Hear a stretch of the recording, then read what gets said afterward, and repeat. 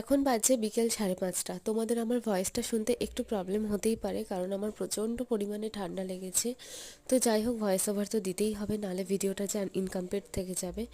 তো দেখো, এখানে মেয়েকে আমি শীতের জামা কাপড় পরাচ্ছি, আর ও কিছুতেই এখন পরবে না। কেন, এই জাস্ট ঘুম থেকে উঠলো, আর ও ঘুম থেকে ওঠার সঙ্গে সঙ্গেই না ওর মুডটা একটুখানি অন্যরকম হয়ে থাকে।